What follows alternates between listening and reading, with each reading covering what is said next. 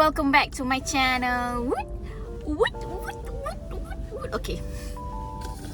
Okay, sekarang aku nak makan dulu, aku lapar. Tapi sambil aku makan tu aku bercerita lah. Aku bercerita untuk korang yang mana. Macam korang tahu lah caption aku pun ni lah ya, macam sekarang ni kan kita nak, contoh lah ni untuk orang yang baru nak bernikah lah untuk yang time PKP ada nak nikah kan.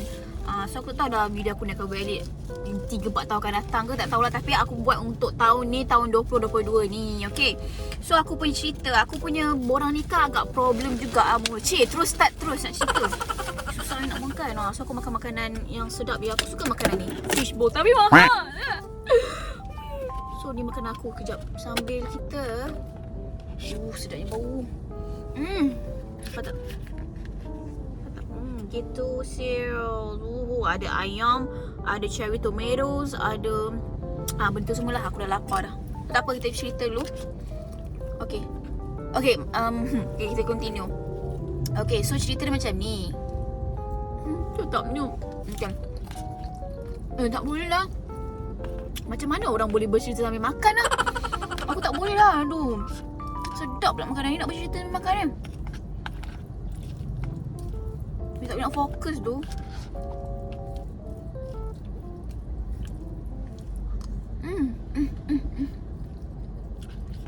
Sedap untuk orang yang macam mana, yang macam nak diet ke ataupun tak nak diet pun, tapi suka makan healthy, korang boleh try fishbowl ni. Dia memang sedap gila. Memang sesuai untuk tekak korang. Okay, ni memang cukup protein. Memang rasa pun sedap. Rasa pedas je, semas-masin dia sedap. Okay.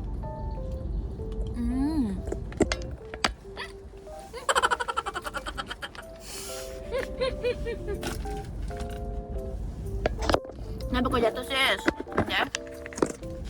So semasa aku nak buat proses pernikahan ni, macam korang tahu lah kan, first thing first, korang memang kena hadiri kursus kahwin. Okay, kalau untuk korang yang nak kursus kahwin ni, korang boleh daftar melalui website untuk kursus kahwin online lah, SPPIM. Korang boleh daftar kat situ, ataupun korang boleh directly call Jais untuk dapatkan informasi tentang company-company yang boleh offer korang untuk kursus kahwin ni. Okay, so lain orang lain dia punya kursus kahwin kan. Macam aku ambil 1 hari setengah aku punya kursus kahwin. Di mana macam biasa, macam korang tahu lah kan, time-time PKP ni kita tak boleh, tak allow untuk berkumpul dalam dewan untuk dengar talk-talk ke apa kan. So diorang buat online punya kursus kahwin sepanjang 1 hari setengah.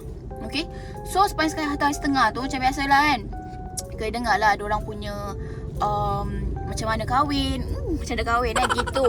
Macam mana kahwin, macam tanggungjawab isteri ke tak suami. Benda-benda macam tu lah. Dia common lah explain macam mana nak kahwin tu semua kan. Pasal tanggungjawab, pasal nak mendirikan rumah tangga, apa poin-poin nak mendirikan rumah tangga gitu. Okay, so sepanjang 1 hari setengah tu cerita pasal benda tu lah.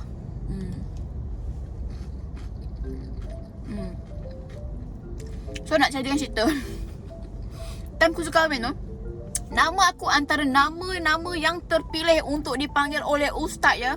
Nama aku dengan nama tunang aku. First nama tunang aku lah, Koyum. Dia kena panggil. Aku dah cakap dah dengan dia, duduk diam-diam. Dia tak nak duduk diam-diam. Dia bangun, dia duduk, dia pergi dapur, dia makan, dia betul-betul rambut dekat macam ni kan. Tengah live sekarang ni kan, dia betul-betul rambut dia. Dia macam tengok angle, tukar background, hutan lah, rimba. Aku dah tegur dah dia. Sis, dia tak nak dengar. Dia macam okay. So sepanjang dia buat adegan-adegan tu lah, nama dia kena petik. Lepas tu nama dia kena petik, ustaz panggil nama penuh. Koyum, awak ada masalah apa ya? Time tu aku dah berdekah dah, aku dah gelak dah. Aku kata padanlah muka. Itulah dah cakap dah, jangan main-main. Dia main juga. Okay, aku tengah gelak, aku tengah WhatsApp, aku tengah gelak kan. Nama aku pula kena petik guys. Okay, nama aku pun kena petik. Ustaz cakap ni kepala. Awak ada masalah apa ya? Aku pula kena. Kau nampak tak, sebabkan dia aku pun kena juga Aku macam tak ada apa ustaz, saya okey je.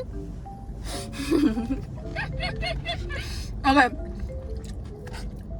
so macam tu lah kan, sepanjang cerita tu adalah ustaz tu biasalah dia tak nak orang mengantuk dengar. Allah Akbar.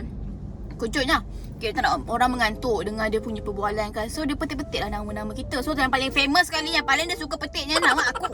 Nama penuh aku ya. Sikit-sikit aku tanya, apa hukumnya jika orang tu dah tak ada dara tapi dia nak kahwin, adakah statistik dara ke tak? Aku pun dengan yang otak tengah blur-blur macam, dia bukan dara lah ustaz. Sekali salah jawabnya. Nampak sangat aku macam bodoh kat situ. Itu lah. And then untuk sus kahwin ni aku bayar RM80. Dia under JAIS juga. Dia antara company yang dah di register oleh JAIS. So JAIS dah approve. So ya, itulah dia kisah, ada RM80 bayar. And then proses nak dapat CG tu lebih kurang seminggu lebih je untuk dapatkan CG tu, sangat cepat Okay. So and then lepas dah CJ dah selesai CJ kahwin tu, korang boleh lah daftar nikah online dekat online melalui SPPIM tu, tak silap aku lah kan, nama website tu. Korang daftar lah dekat situ, daftar tulis nama pasangan. Seeloknya yang perempuan lah untuk daftar benda tu, sebab yang perempuan punya informasi lebih banyak berbanding dengan lelaki Sebab perempuan punya nak kena ada wali, nak kena ada saksi, wakalah lah benda tu. Sebab lelaki bis mudah. Okay, so kalau korang nak kahwin, aku sajakan perempuan nak buat benda. Itulah dia. Okay. So, empat dah isi pada borang tu. Borang tu korang nak isi 3 bulan sebelum tarikh korang menikah. Dia ke 3 bulan sebelum tarikh korang menikah, korang isi. Barulah korang boleh print borang nikah tu. Okay, bila kau nak print borang nikah tu, dia kena ada 2 set lelaki, 2 set perempuan. Lelaki punya borang lain, perempuan punya borang lain. Okay, once korang dah ready dengan borang-borang tu semua, korang kena bagi borang yang lelaki tu dekat korang punya pasangan, dekat lelaki korang. Contohlah senang nak cakap kan, dekat lelaki korang. Untuk lelaki korang, cari diorang punya karya untuk sign. Okay, so once lelaki korang dah dapat sign daripada karya dia carilah karya mana-mana kan. Contohlah kalau Kelang, carilah dekat Kelang, karya Kelang. Okay, so cari karya Kelang, minta sign ustaz juru nikah tu semua. Dah settle, terus pergi PAID. PAID tu Pejabat Agama Islam Daerah. Mana daerah korang? Kalau macam tadi aku cakap Kelang kan, PAID Kelang, kena Pejabat Agama Islam Daerah Kelang. Gitu, beratur lah, lelaki pergilah beratur.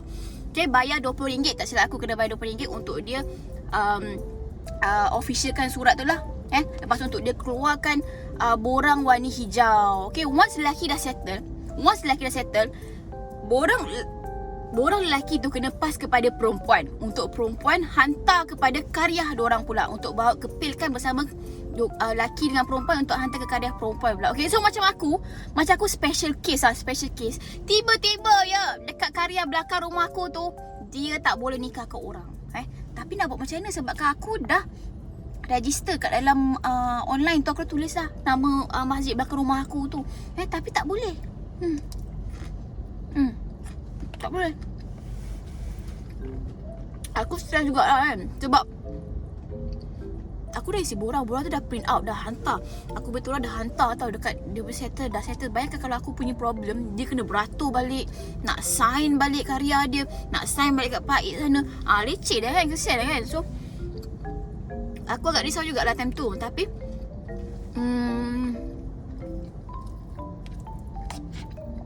kalau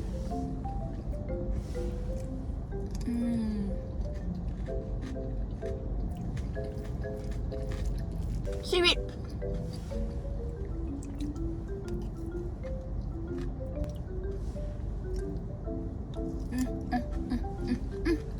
Okay, untuk korang lah yang macam aku, yang sama problem dengan aku dah macam aku keep on calling JAIS, betul boleh ke macam ni lah encik ni, saya ada problem ni semua.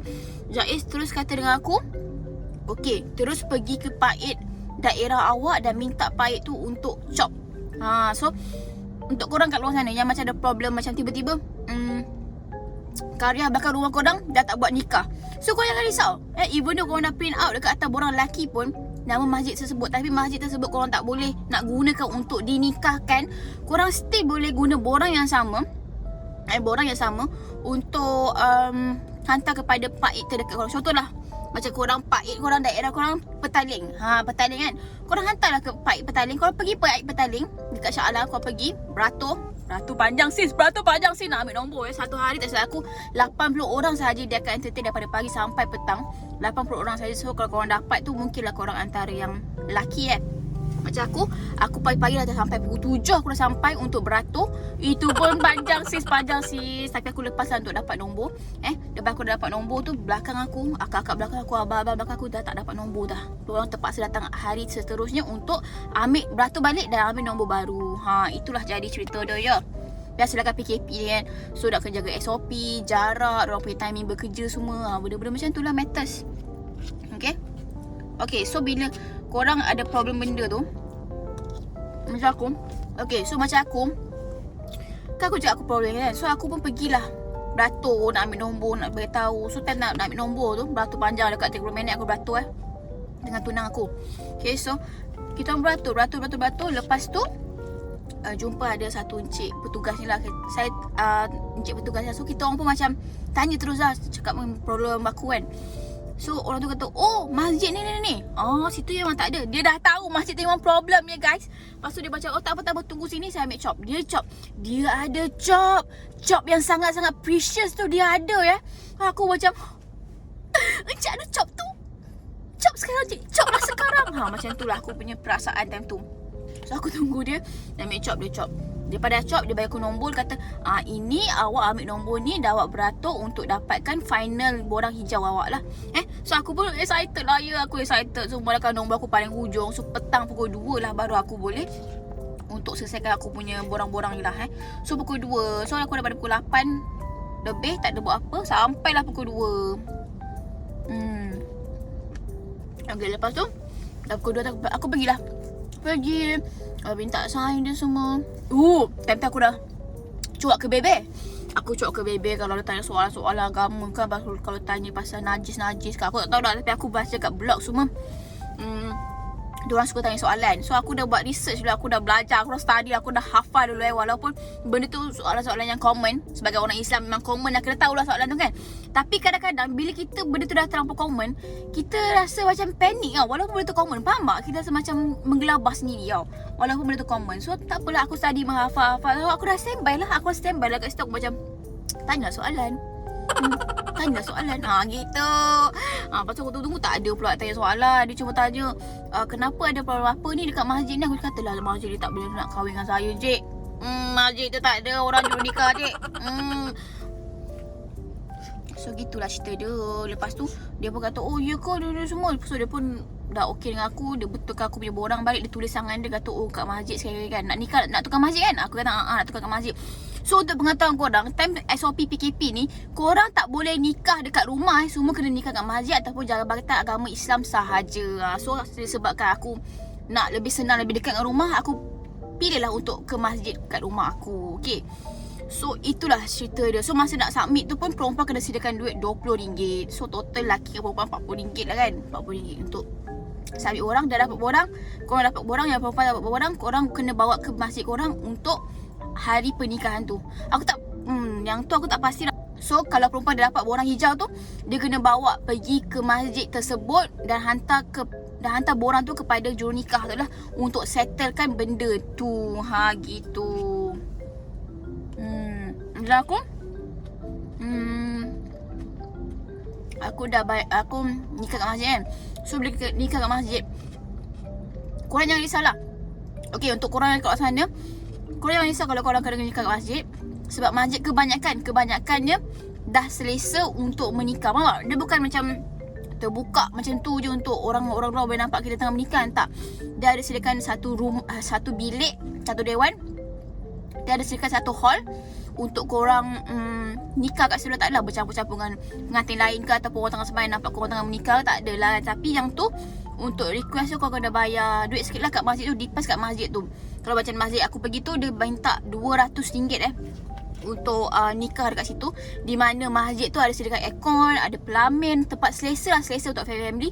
So RM200 lah. So itu je lah. Gitu panjangnya cerita dah ya. Nasihat korang lah, kalau korang nak call, nak berhubung dengan Jaiz, korang make sure lah korang call banyak-banyak kali.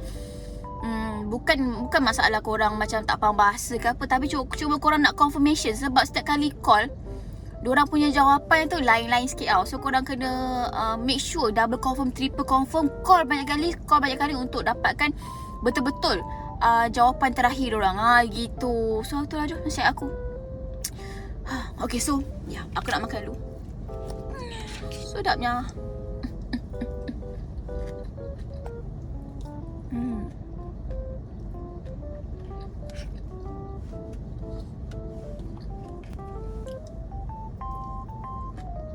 So ya, untuk pasangan-pasangan kat luar sana yang nak kahwin, aku doakan korang dipermudahkan urusan, dipermudahkan jodoh, untuk jumpa jodoh ke apa ke, aku tak tahu lah kan.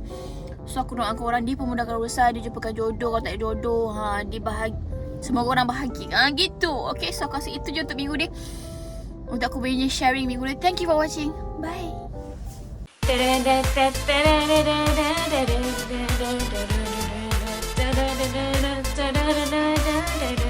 Okay guys, don't forget to like, subscribe and turn on the notification button. Sini.